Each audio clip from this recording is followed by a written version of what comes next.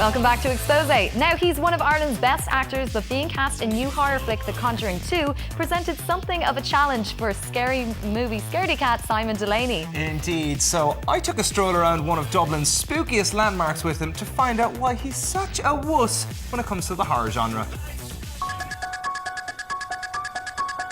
Simon, thank you so much for taking the time today. Pleasure, Pete. I've brought you to the Black Church, kind of a scary setting. Do you know the history behind this?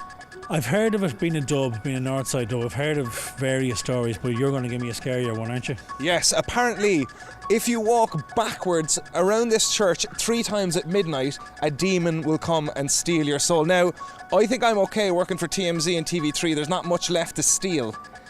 I think if you walk around the church backwards at midnight 3 times, somebody in a squad car will take you away. Because they think, what's that plank? You see, to walk around backwards 3 times. Yeah. And the devil will take your soul. It has to be at midnight, though. It's very specific. Of course it is, yeah. And you have to hum the French national anthem while you're doing it. More importantly, we're here because you are one of the stars of the new flick Warner Brothers, The Conjuring 2. You wouldn't necessarily be you're a bit of a scaredy cat. Yeah, I'm happy to admit that I'm a total wuss when it comes to stuff like that.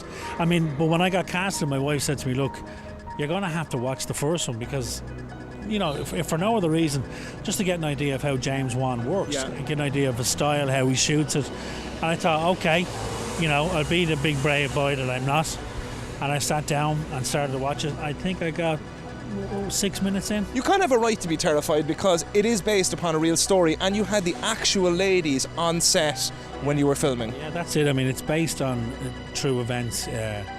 The Enfield hauntings that happened in North London and Enfield in 1978, and the kids that back in 78 that these events happened to were flown out to the set in LA. Wow. For the girls, they were able to walk back into their bedroom from 1978, and you know yourself on productions of that size, the detail in the production design, like in their bedroom they had how you checking? they had Married, love. Sorry. Him. That's not me, it's you that shout. That never happens. Oh, you're a liar. Score 1 for Expose. It's the Cork accent. See what happens now when you forget your wedding ring? No! Yeah, so even down to the detail of what board games they had on their shelves in their bedrooms were there, the same posters on the wall, the carpets, the bed linen was the same. So terrifying for the person who actually went through it. They were absolutely rattling going back onto the set. Yeah. And they're still haunted by it. Now, you are no stranger to paranormal activity and things of that genre. You did do a show with TV3 with some ghost hunters. That's right, yeah, the Tales of Irish Castles. And I did have the bejesus frightened out of me at 1 or 2 points, particularly down in Charleville Castle where they have Castlepalooza. A certain thing happened down there, which you can see on camera, where somebody made a glass move, having called a dead spirit. How do you explain that? I know, you're a believer for a couple of minutes. Well, I don't know. I think I'm like everybody else who says, oh no, I don't believe in it. I don't want to. Yeah. I'm an absolute wuss. The Conjuring 2 hits Irish cinemas on Monday the 13th of June.